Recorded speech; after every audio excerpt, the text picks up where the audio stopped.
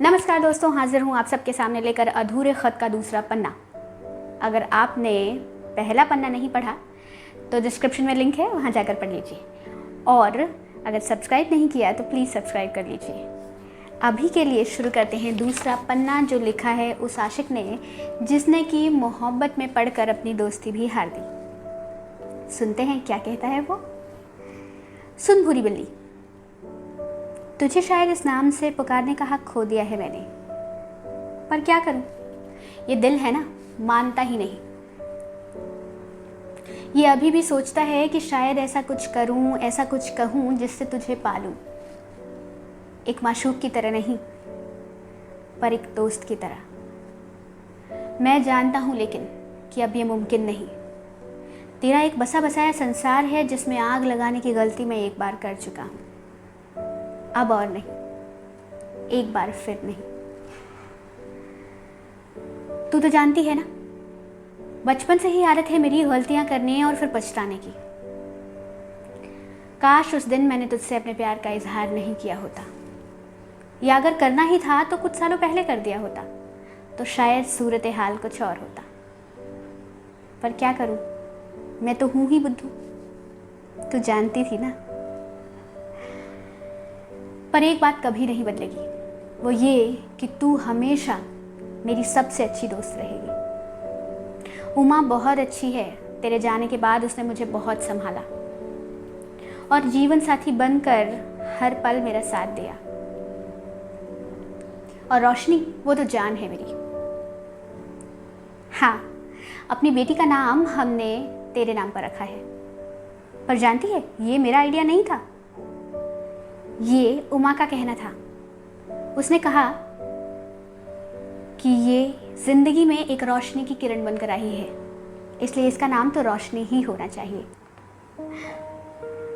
पर जब हमने ये नाम रखा था ना, तब नहीं पता था, नहीं पता था तब कि तेरी ही तरह ये भी एक दिन हमें हमेशा के लिए छोड़कर चली जाएगी। नहीं पता था कि अपनी कच्ची नींद तोड़कर और मौत की चादर ओढ़कर ये भी चली जाएगी।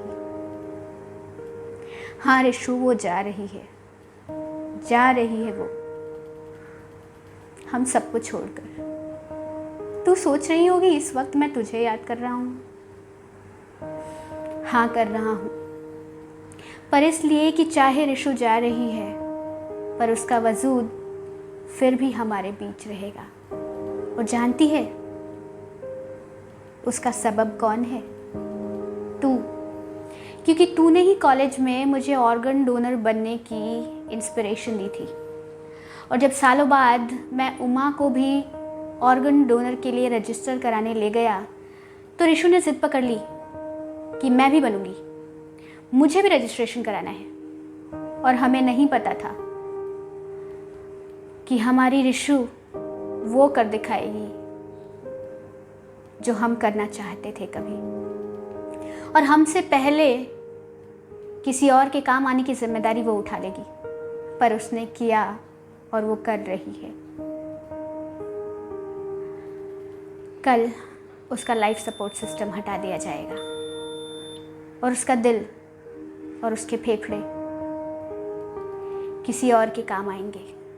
वो चली जाएगी हमें छोड़कर, लेकिन उसका दिल फिर धड़केगा, उसकी सांसें फिर चलेंगी किसी के सीने में। और ये सब कहीं ना कहीं तेरी वजह से। जानती है, कल जब अस्पताल गए थे ना, तो यूं लगा कि तू आसपास है। कितना बेवकूफ़ हूं ना मैं। अब भी तुझे याद करता हूं और तुझे ढूंढता हूं हर मुसीबत में। अरे तुझे अस्पताल जाने की क्या ज़रूरत, तुझे थोड़ी मर्ज लगते हैं, बल्कि तू बीमारी बनकर लग जाती है मुझे और औरों को। तो बस ऐसी ही रहना, हमेशा खुश, और कभी किसी मुसीबत में ना पड़ना जिससे तुझे मुझे याद करने की ज़रूरत आन पड़े। चलता हूँ, अपनी रिशु को जी भर निहार लेना चाहता हूँ, इससे पहले कि उसका दिल किसी और के सीने में धड़के और उसकी सांसें किसी और को ज़िंदगी दे। तेरा दीपक।